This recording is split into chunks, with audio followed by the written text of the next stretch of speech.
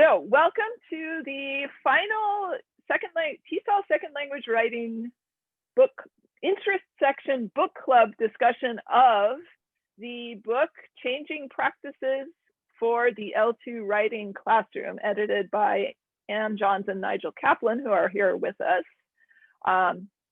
And I'm Betsy Gilliland. I'm the past chair of the TESOL second language writing interest section and one of the coordinators of the book club. My co-coordinator, Sarah Henderson-Lee, is in the process of joining the Zoom session, so she'll be able to participate quite soon.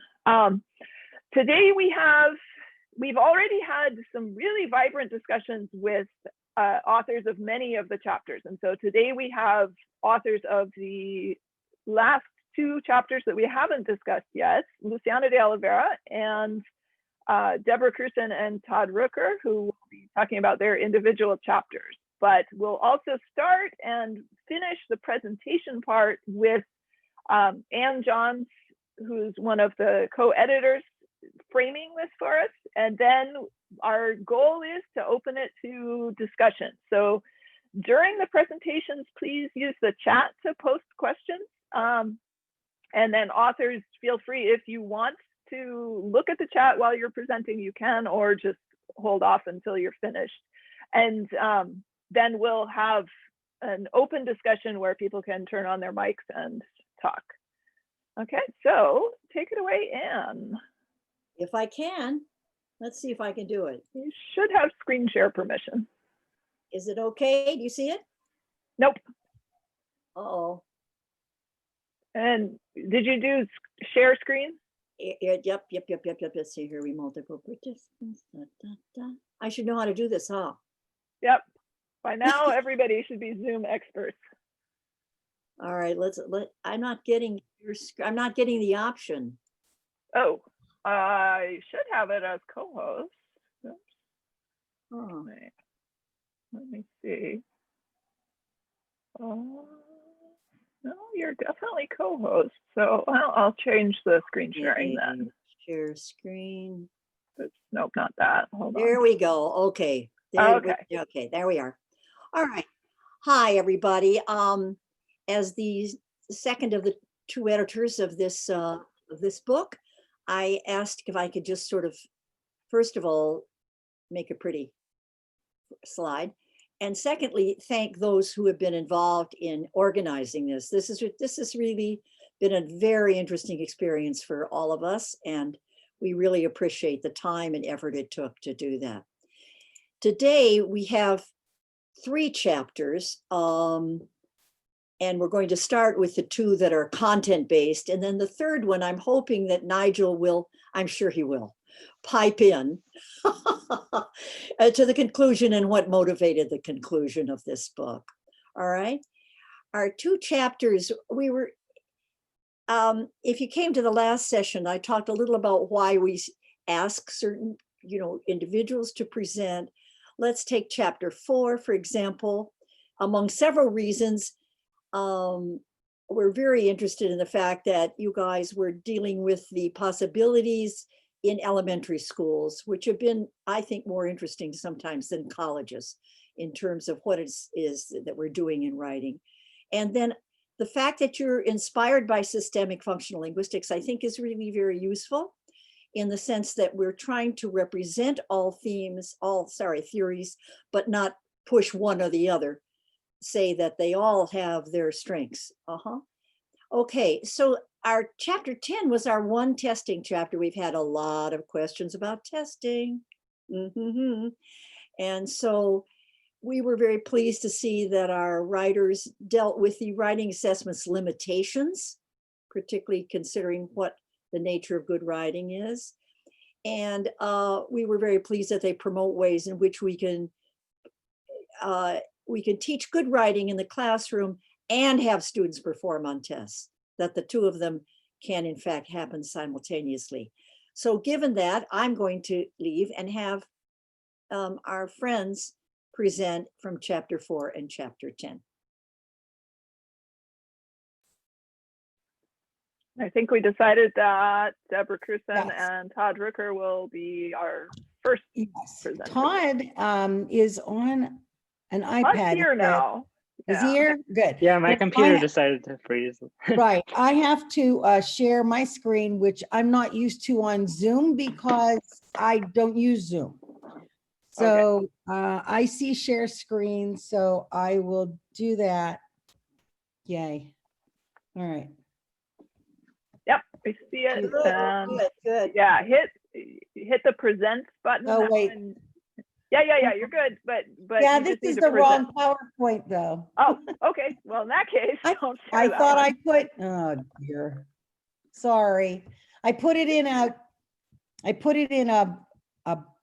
file and it's the wrong one and now I can't find the right one. So I guess I'm gonna have to use that one. I apologize. I Do wasn't. you want me to start? Go Sure. ahead. I Thank can go you. ahead and start and you can find your thing and Yeah, we'll we're well, having all yeah. sorts of issues today.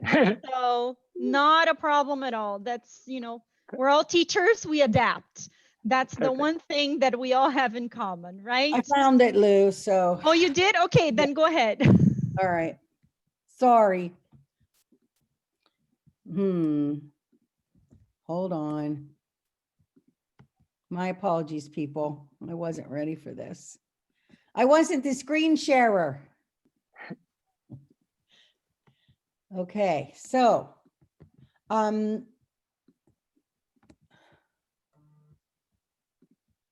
trying to, all right, so anyway, All right, Or- down at the bottom was the little picture of the this, screen. Yep, click that. okay, good. All There we right, so go. Thank you. this is our talk, standardized testing and the temptation of the 5-paragraph essay. So I am trying to make this very brief. Okay, so basically in our chapter, we talked about what is the problem. So the big deal about the 5-paragraph essay is, a lot of people think it's the gateway to other kinds of writing. It's a gateway drug. And shouldn't we offer our students this kind of thing? The answer is no. So, but it is perpetuated a lot of times in classes, and we wanted to know why that is. And one of the reasons is that a lot of writing teachers have no formal training in the teaching of writing, surprisingly. Another reason is there are horrific consequences when these standardized tests are taken and teachers are in fear of their jobs. I don't know that that is as much today as it has been in the past, but I still get reports from my K-12 teachers who tell me that it is in fact a fact. So, but the biggest deal, I guess, is that some of these standardized tests ask us to write a well-developed essay in 30 to 40 minutes. And as we know, we can't really do that. But so we did a little research and we found that this isn't necessarily so, that the TOEFL and things like that don't ask for that. But first, we're going to turn our attention to Todd, and he is going to tell us about. I'll click again. Isn't it on? Or click again. Yeah, so the Sorry, quote shows up. Thank you. There you go. There you go. Okay. Apologies. And so yeah, one common problem we have is because people have the impression that standardized tests expect or require the essay is this is often used. The 5-paragraph essay is used as a shortcut for helping students pass these state tests. And so, like, I did research at a school that was in danger of being kind of dramatically restructured because they weren't making the test grades that they needed to, according to the state of Texas. And so, throughout the school, there was very narrow, and they kind of, focused on more of a narrative style essay. But, it was kind of the same idea, very formulaic, repetitive writing over and over in all their classes. And so when the students in that study got to college, go to the next slide, Deborah.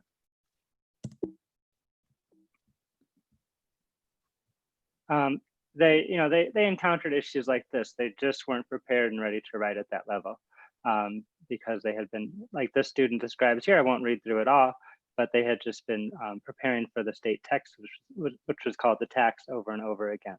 And so didn't know how to do these longer research essays, write in different genres. So the transition that the students faced became really challenging. next. So Oh. go, are you going to take the TOEFL? Yeah, yeah. right. We're not going to talk about this too long, but Yeah. in the chapter we look at the two. Click one more time too. We look at two different tests, the TOEFL and the PARCC exam, and kind of look at the rubrics and the writing tasks, and explain basically how they don't that timed element is a problem. People argue that formulas help students get in and get out quickly in 30 minutes because they know exactly what they're going to do. And so that's something we should continue to push back against. But in general, we found the tasks, the rubrics do not expect or require any type of formulaic writing. And more and more we're seeing the PARCC is almost kind of defunct now as one of the the exams that emerged from the Common Core initiative here in the US. But the idea is there where it has students draw from multiple sources and try to engage in more complex writing tasks in a testing environment where they're drawing on multiple sources, writing for particular audiences, writing in particular genres. And so the tests themselves are even trying to more explicitly move away from encouraging that 5-paragraph essay format. So one of the things we talked about in our chapter was what can we do in our classrooms to sort of combat this myth that that we need to teach the 5-paragraph essay because it's on the standardized tests. So some of the things we came up with are, first of all, we should teach authentic writing and to show our students that standardized tests don't specifically call for the 5-paragraph essay. It's not the form that's expected. Another thing is to teach strategies that eliminate prescription. So instead of, exclude formulas and instead try to answer questions, state opinions, things like that. Another thing is tardy genre innovation, and that these are perceived as effective and successful by the text intended audience. And Gilliland and Pella talk about the recognition that tests in their chapter, they call it an academic genre, but we have to make our students aware that it's very different from authentic real writing. Another thing we need to do is to make sure that our teachers are in fact assessment literate. They need to understand the place of assessment in the work of teachers.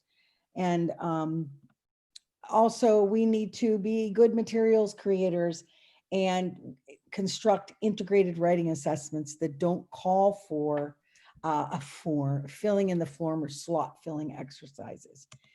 And also we need to empower our students and move away from teaching a set of skills and instead adopt a pedagogy that embraces and honors the many ways that students can write.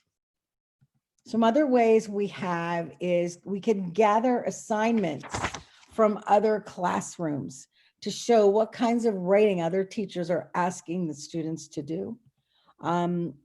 We need to promote new ways to answer questions, not just a formula.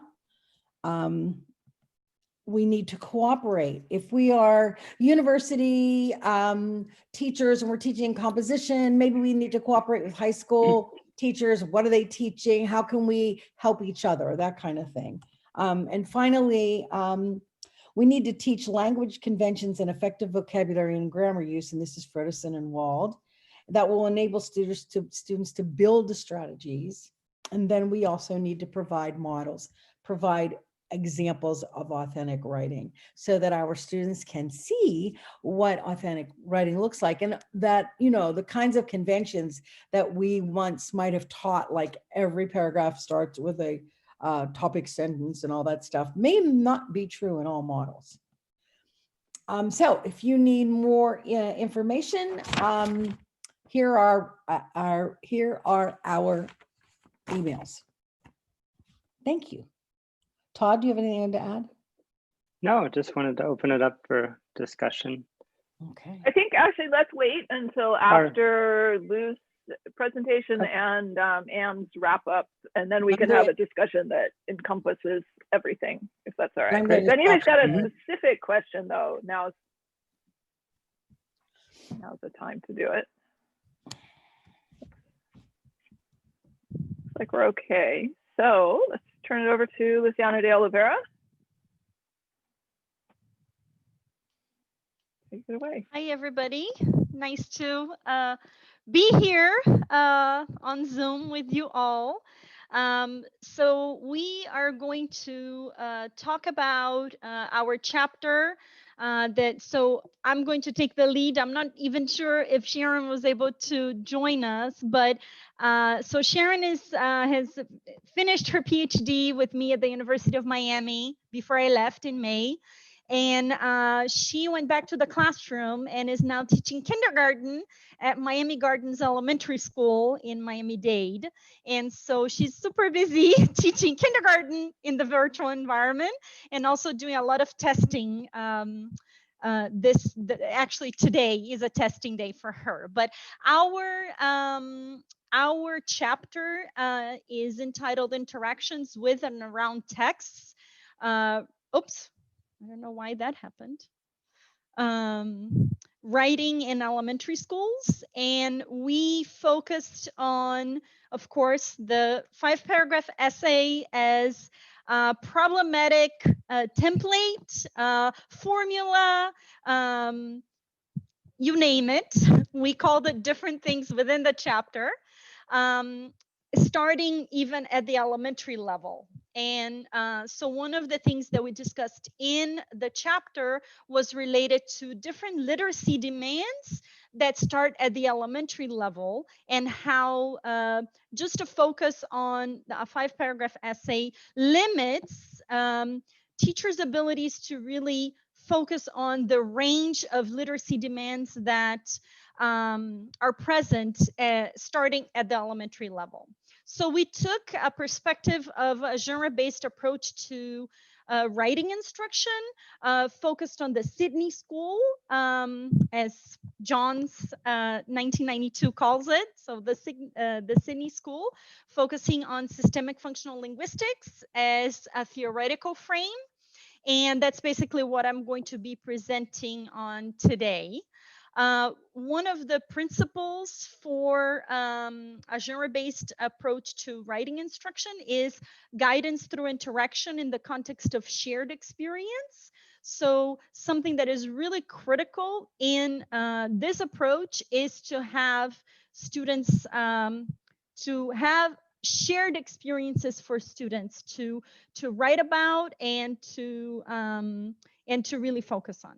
So that's basically a short summary of the chapter. I wanted to go more in depth into the teaching and learning cycle as we do in the chapter. We frame it as a way to help teachers model writing for students, model different genres for students as a critical part of, as we know, the Common Core state standards, which really only focus on 3 text types, or what we call genre families. And so we take the position that this teaching and learning cycle really helps us really focus more at the genre level with students, addressing the literacy demands that I talked about. So we start with detailed reading, or building content knowledge of the topic as a critical piece of the teaching and learning cycle. And we focus on 3 key areas. And if you're familiar with systemic functional linguistics, this is sort of an adaptation and kind of reconfiguration of what we call meta functions, right? So we focus on content, interpretation, and organization. Those are the 3 key areas. And I talk more about these in my book with Mary Schleppegrell, Focus on Grammar and Meaning. And so really we try to build students' understanding of content interpretation and organization as they're reading specific texts. And the teaching and learning cycle, so we have what we call text deconstruction or modeling.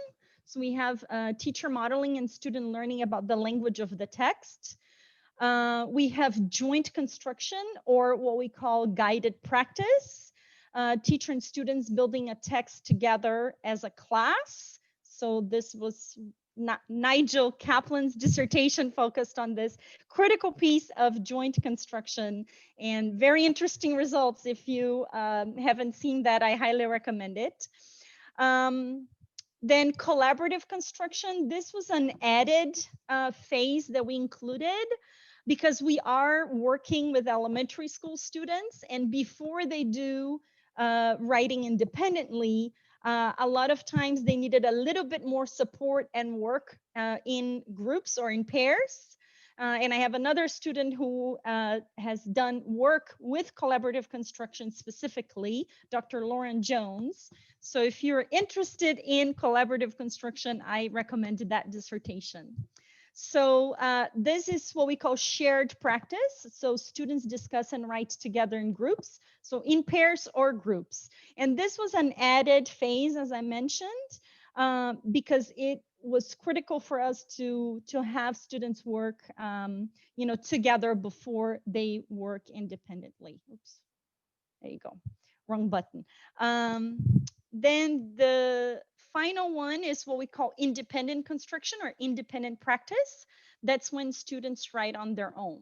So this teaching and learning cycle helps scaffold writing instruction for multilingual learners. That's the population that we have focused on in our work.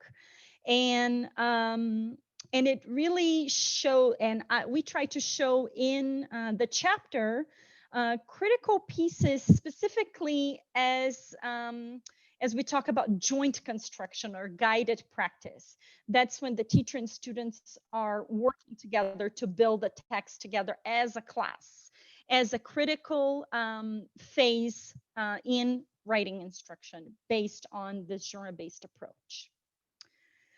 In the chapter, we also have this nice figure, I guess, or table, where we talk about the text type. So this is the Common Core, how Common Core calls text types, and we prefer to call them genre families. Then we have specific genre examples, purpose, common stages or moves, and some examples of those to help teachers really understand what different genres are and their purposes, and help them identify some of these stages. The last thing that I wanted to mention is that so we have a table, much prettier than what I have here in this slide in the book. And I didn't want to just copy and paste the table here, but so we have several principles that we hope teachers will use as they're reading our chapters, as they are implementing the teaching and learning cycle in their classrooms. So I'm not going to read through them, but the idea is that we are following specific principles based on genre-based, on this genre-based approach to writing instruction in the classroom. So we end the chapter by providing a summary or a concluding piece, really talking more about how the teaching and learning cycle specifically helps us understand that the demands of elementary school writing are much more than what a 5-paragraph essay can do for us. So that's, and we work a lot with teachers, and, some of you know my work. So most of my work has really been with teachers in classrooms. And so we try to make it concrete for teachers in how they can implement this in their classrooms. So that's basically our chapter. I'm going to stop sharing. Thank you, Lou. And anybody has any very specific questions about this particular chapter, you're welcome to pose them now, or let's turn it over to Ann Johns to wrap the whole project up. Ann, I think you're on, not on screen share, but on whiteboard mode. And you're muted. All right, we see your screen. You go to present mode, then it shows up full screen. In the lower right. Right there. Oh, not quite. Yep, there you go. Got it. And you're still muted.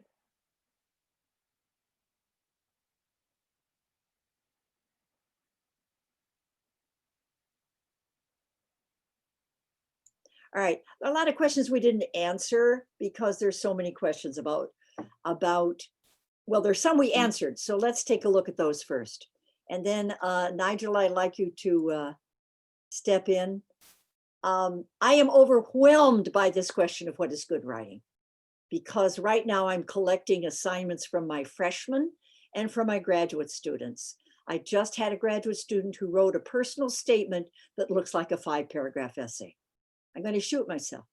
And the reason is because I'm not actually, no matter how many guns we have in California, but basically he saw the word essay. Here he is, a very talented graduate student, and he's still doing it. So what's good writing, Nigel? I don't know, Anne. What is good writing? Is this a joke? We don't know what good writing is. Good writing depends on what you're writing. It depends on the situation, the context, the reader and the writer, wouldn't you say? I would. And I think that's really one. I am overwhelmed by the situatedness of this writing, particularly pedagogical genre that I don't think we've mentioned very often. But let me give you one example. One of my graduates, a group of my graduate students are doing a genre chain. It begins with a reflection on an article and how they feel about it. Then they do an annotated bib, and they finish with a review of the literature. So they take those texts and chain them down. I've never seen anything like that before. So the point is that what is going on in classrooms or what is going on in the world is predictable at one level, but not very predictable at another. So that tells you a lot about what good writers do. They spend a lot of time looking at who they are as writers. I mean, I have some graduate students that talk like some of you who are so experienced in terms of writing papers. They're graduate students. They should be talking, they have a persona that fits that. Who your audience is, where you're publishing, they really have to look at context. And so good writing is much more sophisticated, really, and we need to spend a lot of time, as some of our authors said this morning, about looking at what the context is. Okay, we do have one section in it on what teachers should be doing in the classroom. And a lot of this has already appeared, particularly this morning, but in the other chapters as well. We need to do a lot of prompt analysis, of all different kinds, and help the kids understand what that means.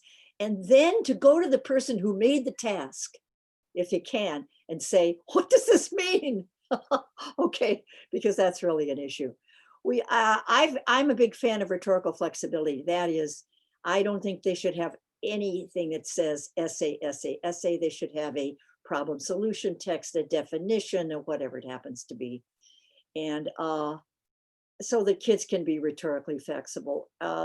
Nigel and I have just finished I think, yes, it's a draft, is it, Nigel, of a book, which is a textbook where we devote our time to the text to actions students take, and the flexibility you need to do those actions. This is a tardy comment presenting genre as a thinking tool, not a fixed text. That genre for a number of us is a metaphor. The text itself is a realization of the genre, okay? And then of course, as several people brought up, we should teach language, vocabulary, etc., as part of the context of writing. And there are lots of other things. Who has things to add?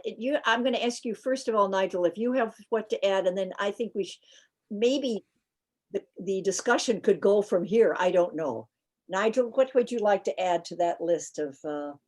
I think that's a pretty good list. You know, I was in a meeting this morning about our the curriculum for our business classes at the English Language Institute, and we found, essays in our business writing classes, descriptive essay, cause and effect essay, That's right. argument essay. And I said to my colleagues, I said, what's that doing here? And none of us could come up with a good idea. So I said, well, maybe we should replace that with some business genres. But it was a hangover from a sense that, well, it was a hangover actually, to come back to what Deb and Todd were talking about, but our students will need to take the TOEFL and the IELTS. I said, well, teach them how to describe, teach them how to argue, teach them how to solve problems, and they'll be able to do just fine on that. And I think that's sort of a defaulting to the 5-paragraph essay, where in fact other things, are probably better to use. But I think the list Anne has got up there really covers it. I'd say one thing I really learned from working with Anne over the past several years now, we've been doing these books and presentations, is that you cannot undervalue context, that you cannot underestimate the importance of context and situation. And so much of the writing that I think we assign it lacks context and situation. But writing doesn't. And I think that's really what I've learned to appreciate and through our work together. And you've been stressing that for a long time. And that's now what I see whenever I look at writing and student writing. And it came up in a discussion of authentic assessment that I was reading this week, that any authentic assessment has a sense of context, situation, and audience. And I feel that's sort of that's one of the things we're saying, I think, very clearly throughout the book, starting with elementary school writers, as Luciana said, right? And so writing is a social activity. So yeah, I think that's a nice list of things for us to throw over to discussion. Okay, let's thank you as well there. to all our co-authors for being here through these discussions, by the way. It's been really fun to see you. Thank you. I think we've got a wonderful group. I would too. Betsy, do you want to open it up? Yes, thank you so much, Anne. It might be good if you stop sharing your screen so that we can then go to gallery view and people can see each other too. Okay, we can make this a real discussion. All right, let's see if we can get it out of here. Stop and show. Okay. All righty. So this is intended as a discussion. So please feel free, if you're brave, turn on your camera and turn on your microphone and ask your question or make your comments. If you're feeling a little bit shy, you're welcome to put it in the chat and we'll engage the authors and the editors that way. I think everybody has, let me know if you can't turn on your mic.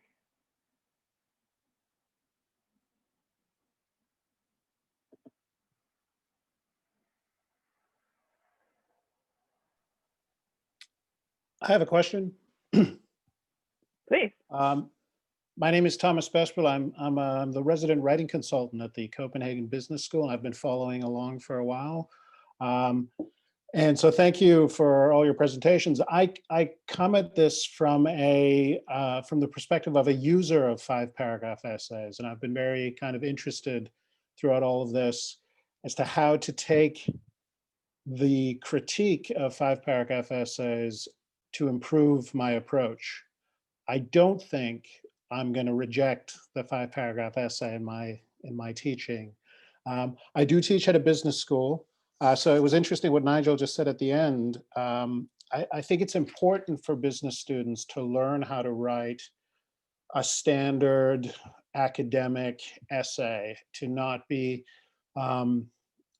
cultivating purely business genres. One of the things that we really try to do, certainly in Copenhagen, is to humanize the business school curriculum and sort of say it's kind of like philosophy, it's kind of like history, there's some social science.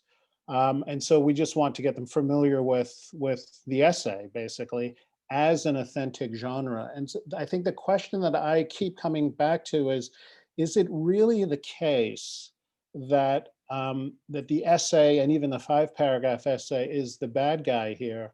Or isn't it that very narrow definition of essay or sorry, the very narrow definition of essay as always a 5-paragraph essay. And then the definition of academic writing or school writing, scholarly writing,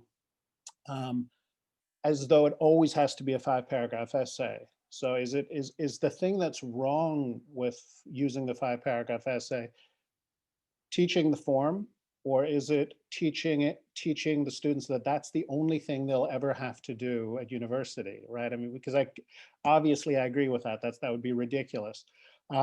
But from my point of view, I usually just tell students, I mean, sometimes you'll write a 5-paragraph essay, sometimes you'll write a 9, 10, or 11-paragraph essay, sometimes you'll write what's essentially a 40-paragraph essay. That's kind of what a research paper is if you think about what you've learned from the 5-paragraph essay stuff. And all I use it for, I would say, or the main thing I use it for, is to teach paragraphing.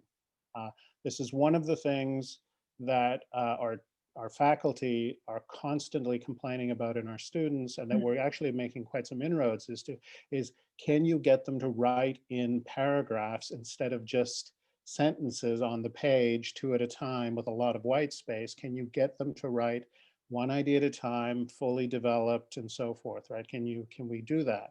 And I think we're having some success with it, and I think the students get a lot out of it. And the worry that I have, and this is kind of what I want to get, this is my question, the worry that I have is that pointing out that the student has written a 5-paragraph essay as a criticism in itself, or pointing out that a teacher has assigned a 5-paragraph essay as a criticism in itself, without looking at the contextual situation for that assignment. For me, it just feels kind of like it's making my job harder, right? That there's a discourse out there that's just critical of my pedagogy. So as soon as I say, hey, try writing a 5-paragraph essay, there is a kind of voice out there that says, that's a really bad idea, a demonstrably bad idea. Science has shown that idea to be really bad. So obviously, maybe that's true, in which case, and I've been reading the book for the kind of studies that demonstrate that you should not say 5-paragraph essay, you should not teach it. And I haven't been able, if I've missed something, please let me know, but I haven't been able to find a study that says that if I'm teaching genre-aware, audience-aware, purpose-aware deployment of the 5-paragraph essay, then harm is done by calling it a 5-paragraph essay, by telling them to have a thesis statement, by telling them to have a key sentence in every paragraph, not necessarily the first, right? It could be anywhere in the paragraph, but one sentence that kind of gets the point. So that kind of a sort of sensible deployment of the 5-paragraph essay is, I guess, what I'm trying to defend that I do. And I'm wondering if there is any evidence that suggests that that's still a bad idea. And that's still something that harms student learning and that sort of thing.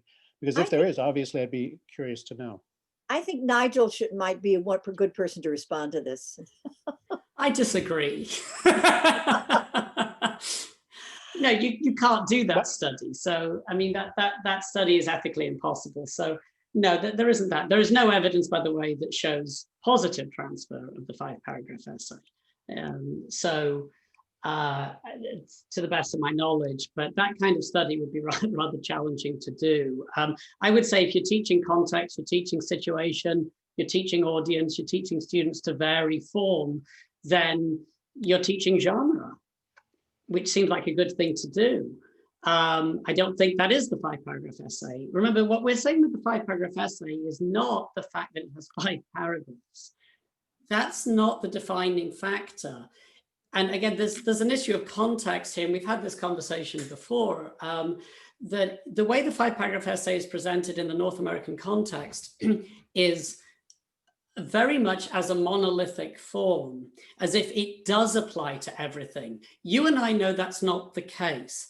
Our textbooks don't say that. A lot of our teacher training programs don't say that. It is certainly not the message portrayed in our school system, where everything does get devolved to that. So The challenge that we face here is perhaps a little different. I don't know what you've got, some kind of internal Nigel voice yelling at you when you do a 5-paragraph essay. We have the opposite here. If you suggest not teaching the 5-paragraph essay, you sort of get this uprising. So the problem is exactly what you said at the beginning, though. I agree with your first comment, absolutely, that the problem is the message that there is one way to write everything. That is the message that is spread under the sort of moniker of the 5-paragraph essay. That is what it means in our context. It may not be what it means in everyone's context. And I think that's what we're really, really trying to fight against. Anne, Luciana, do you guys want to jump in on this?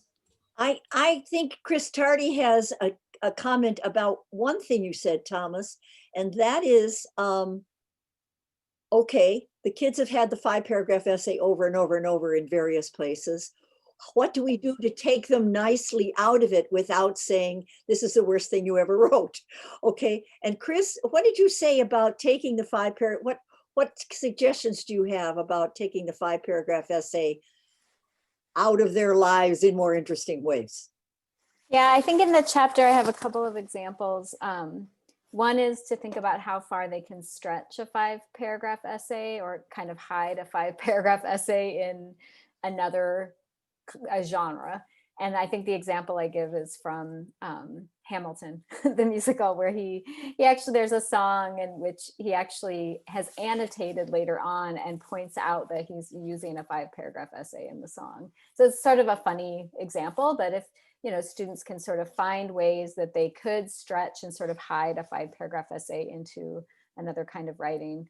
And then another example I have is, I think, taking a text that they're very familiar with, maybe a speech, for example, and turning it into a 5-paragraph essay and seeing what happens when you take a text from a genre and move it into this form.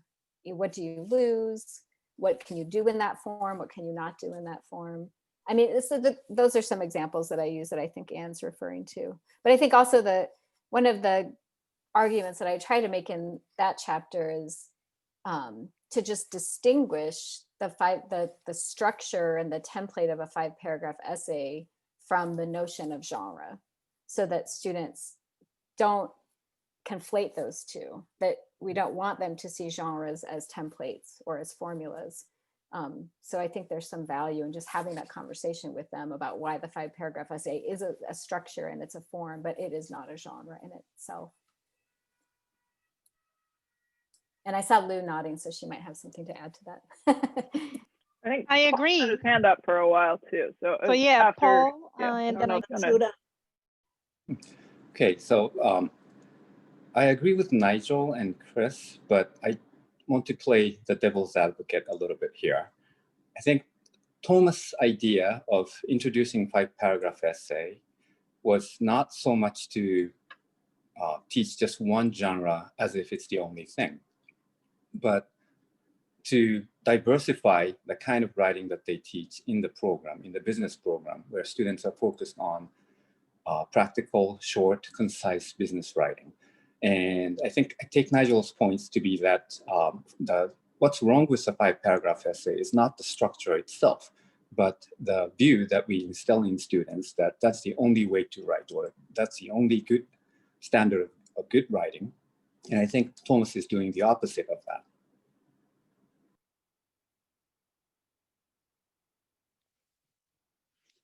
Can I maybe say a few words and to pick up on that?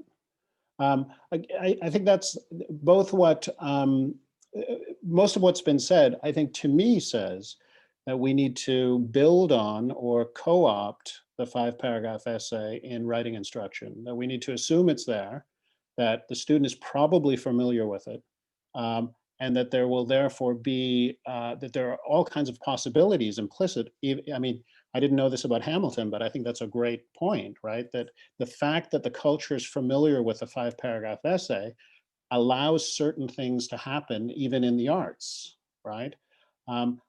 I don't think that's a criticism of the 5-paragraph essay or even its role in instruction necessarily. I mean, it may be overemphasized in certain, and you know, again, I'm not going to say there's anything, I'm not going to say I'm an expert on American education. I would say though that here in Denmark, we are very impressed with the American students and their mastery of essay form and the paragraph itself. I mean, as far as we can tell, it works, right? Obviously, there is some things that we can improve in their writing. We can help them diversify and all kinds of things. But it seems to me that this critical tone against a very simple little exercise, basically, isn't perhaps the best way about this. It's not a matter of replacing or getting rid of the 5-paragraph essay. It's a matter of drawing it in, expanding it, showing, well, if you can do a 5-paragraph essay, what happens if you get 11 paragraphs, right? You know, I mean, even that gives you so much more freedom. If you go from a 1-paragraph introduction to a 3-paragraph introduction, right? What if you can do your conclusion in 2 paragraphs? Then what happens, right? But the basic skill that the 5-paragraph essay teaches, I think, is important. I'm just looking at my notes. May I react to that? Absolutely. So I think one of the issues too is considering that an essay has an introduction, body, conclusion, without thinking about what an introduction, what is the purpose of introducing X, Y, and Z? What are the different purposes of the genres that we're working with? Conflating genre in a formula, like Chris, well, not with the exact words, she didn't say that, I'm saying conflating, is very problematic. And not every writing will be an essay. I think that's also very problematic. So I can read a little bit of, you know, what we wrote in our chapter, which is, and I'm quoting, this 5-paragraph template to writing instruction implies that writing has merely been reduced to placing information into slots, rather than acknowledging the intricate and multifaceted process that takes place between the writer and the reader to construct and negotiate meaning. Use of templates means that content takes a backseat to organization, structure, and transitions. Although students may initially feel constrained by the 5-paragraph essay, they often come to rely on and feel lost without it. And we have some examples in our chapter of those. So that is, those are really critical pieces that I wanted to mention. Yeah, every textbook I've ever seen teaches that students should learn this and then learn not to use it. And they never explain how. So if you've got something simple that you've been told works, okay, it's mediocre. I'll be honest with you, I find 5-paragraph essays boring as anything, because in the first paragraph, I don't need to read the rest of it. Now, that's usually because I think they're badly written, right? Where it's a misunderstanding of it. But I do find them generally rather dull because, you know, I always say it's like a detective story where you explain, it's like Columbo, for those of you who remember it. You explain who did it, where, when, at the beginning, and the only thing we don't know is why. It works for Columbo. It doesn't work for everyone. So it does work for Columbo. That's important. It did work for Columbo, and I'll give Columbo his 5-paragraph essay. But you know, the problem is, as Lou says, it's that how do you get beyond it? And we've all seen the examples that, you know, Anna's written about before and spoke about earlier today, where students default to it. So why teach them something that they're likely to default to inappropriately rather than teaching rhetorical flexibility? That's what I don't. That's fundamentally why I think that time is better spent teaching the ability to analyze and produce a variety of different genres with different structures, paying attention to the fact that the way we organize and present information depends on the situation, context, audience, reader, topic, all the things we've talked about. That's really the essence of what I think we're saying here. I want to give Shauna a chance. She's been politely raising her hand and not turning on her mic. So go ahead, Shauna. Oh, thanks. I think one question that's implied by what Thomas is asking by this conversation is, what do we do with the paragraph itself? And I would love to know, it's been a long time since I used to be a middle and high school teacher, and I remember teaching paragraph structures, and now I'm actually teaching with my husband, who's a high school teacher, and we're back to like trying to help kids write paragraphs. And I would love to know what the latest research is finding and or from your practice about what we need to be telling students about the structure of paragraphs and the function of paragraphs.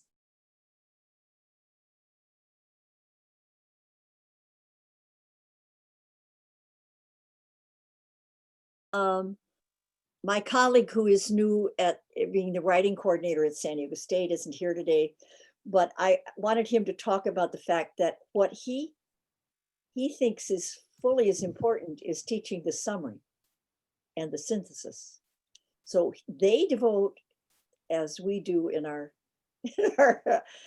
textbook, his first year class is basically about the kind of essay type paragraph, but then moves to summary in various forms. That is the problem solution summary, the argumentation summary, the abstract. This, in other words, what they're saying is we should be teaching students in small bits. And I think that whole issue, Shauna, is really important. And some of those small bits have to do with paragraphs, with framing sentences. That's right. But other times it has to do with taking a text and really converting it to a problem solution summary. And these kids are, and in terms of academic writing, that has proved to be extremely useful. Not having them write 5 or 11 pages, but having them write these short bits that have different kinds of organization that then you study basically at the micro level. And it's going very well. Mm-hmm. Can I say a quick thing about how we do it? Just the paragraphing thing. The way we teach paragraphs is we say that a paragraph always says one thing, of course, it has one message, and then it supports, elaborates, or defends it, depending on whether the reader finds it hard to believe, understand, or agree with. Mm-hmm. So you can't write a paragraph, you can't decide how to write it without having some image of the reader's difficulty with the claim that the paragraph is making. Also, you have to, of course, be in possession of that claim yourself. You can contact me. I can send you links to all of our materials on that. The way that works is kind of as a short little exercise. So every paragraph they write becomes this short little genre exercise, this short little, what am I going to do with my reader for this minute of their attention? That's the approach we take. It seems to work with students. It certainly also works with researchers. So when you get researchers who are, blocked in their writing, getting them to focus on the individual paragraph and their reader and the relationship to them in that seems to work as well. So that's obviously I don't have time to explain the whole thing, but that's how we would go. How we would do that. Yeah, we've only got about 5 more minutes in our allotted time. We can stay a little longer, but I know people have lots of things going on, so I'd love to open it to other people if you've got a comment or a question or another I see topic. a hand raised. Is it? Yeah, Difaf? Nan. Oh, yeah. Okay, so I think we've got Nan's physically raising her hand, and then Difaf. Yes. Maybe start with Difaf. Yes, thank you for pronouncing my name the right way.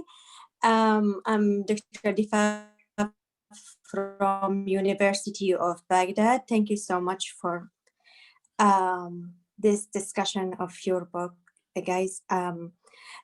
So it's really complicated to go through this and understand. I'm trying to figure out how can I use this for my students, college students, not primary school, because I figure out in my institution, mostly Arab students, they suffer from writing. Actually, I was one of them. What helps me is my 6 years at University of Hawaii. This helps me a lot in writing.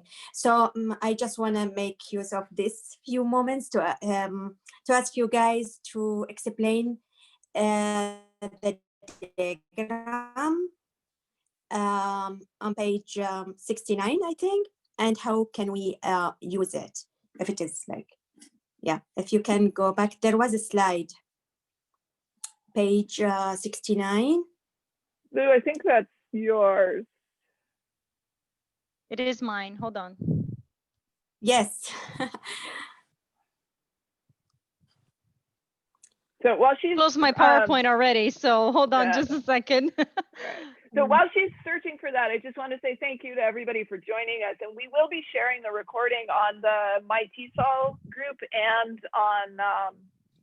on the book club and second language writing intersection Facebook pages. So if you need to leave, you're welcome to watch the video and catch up on it as well. Found it yet? Okay. Getting there. So this is straight from the book. I apologize, copyright. So this, we used this as an example to help teachers understand, because here in the United States, we have the Common Core State Standards, which are a little reductive in terms of how they describe and talk about the different text types. They have 3 text types, and we call them genre families. I've called them in other work, like in Todd Brooker's book a couple years ago. And so we talk about the different text types, and then we map some example genres to help teachers understand, you know, what a genre is and different purposes, some of the common stages, or sometimes also called moves in different genre schools, and some examples of those. And what we have done with teachers is collect some of these examples to help them work with students in the classroom, so that they can make these stages explicit for students, because they go beyond introduction, body, conclusion. And that's also an issue with the 5-paragraph essay, or considering, or just talking about essays more generally, is that you are naming introduction, body, conclusion without really having a very good understanding about what it is that different parts of a text, for example, as an example, what they do, what their purposes are, things like that. So we try to make it explicit for teachers in our examples. And when we work with them, we also try to really exemplify the different stages by using different kinds of texts and helping them understand those. So that's why this table was created, was really to try to make it more explicit for teachers. Yeah, thank you so much. Thank you. No problem. I'm eager to read the book. And then I think Nan Clark had a question. And then I see Vicky Nunez after that. So go ahead, Nan. I just want to make a comment, and I think that is that writing is messy. And I think that's a thing that our students have a difficult time dealing with, because they want you to say, well, here's exactly how you do that. And if you can't tell them that, it's a struggle. So I happen to be working with Inside Writing and have done so for several semesters. And I like to try to focus on the elements that a particular genre might contain, rather than a formula as to, okay, you write this first and then this and then this and then this. And I found that to be helpful. I think it helps students to understand, for example, in a film review, they don't have to start out with a description of an opening scene. They could start out by giving some background about the context in which the film was made. So it's those kinds of things that I think we get a lot of pushback, because it's just, it's messy. It's just not a neat little thing. There's no one right answer, which I think is the comfort of the 5-paragraph essay. I remember in 7th grade when I discovered it for myself, somehow no teacher had forced it on me, but I discovered this and I was like, oh wow, I don't even have to think to write this. I just fill in the information in the right lines and then I have an essay. And it took a few years of schooling before I finally realized that's not actually the point of writing. Thank you, Nan. And let's see, Vicki, are you still here? You had your hand up and then I don't see you anymore. Yeah, I'm here. Oh, go ahead. So I just wanted to bring up, the way that, I guess this is an extension of a question that somebody asked earlier, maybe it was Shauna, about the way writing is being taught in public schools, K-12 schools. So and I am based in the United States. So it could refer to elementary school or high school. And I think that it has just completely boiled down to directing students what goes in paragraphs and a highly prescriptive style of teaching. And I'm in New York State. And so it's a state with a long history of standardized exams. And so writing certainly workshops. one motivation is, keeping those test scores up or getting those test scores up. That's one motivation, but like from a very young age, certainly I've seen this very clearly in 2nd grade classrooms. And so I don't know, does this fit into this conversation about 5-paragraph essays? It's quite disheartening because it's completely unmotivating, certainly to struggling writers, second language writers, completely unmotivating. I just feel like it kills writing. Writing is not interesting. It's a boring formula. So I can tell you- Ideas, thoughts, options for freedom and liberation? So in New York State, I know there's, at least in New York City, I lived in New York City and I continue to work with New York City Department of Education. And the writing workshop is the thing, right? And it's the only thing that is being implemented in classrooms. And there's been a lot of pushback against writing workshop, at least recently, in New York State Department of Education. That's why I've been working with them now for the past 2 years, and we'll continue. I actually just sent them a PowerPoint for our next session in December to really focus more on what we're talking about here today, that goes beyond the kinds of things that that you were mentioning, Vicki. And I think that there is realization, at least in the city, that we need to do more, but still it's writing workshop is seen as the only way to teach writing. And it's very, it's a very reductive way of looking at writing instruction. So I think there's hope. I always feel, like we can do more, and we're trying to do that by working with schools and teachers and being in classrooms, even now in the virtual environment. So that's my response.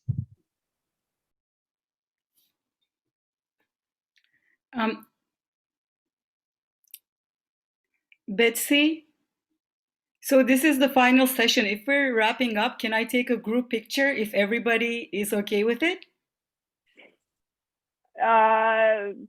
Probably not. I think it's probably better not to. I'd prefer not to be in a Zoom photo.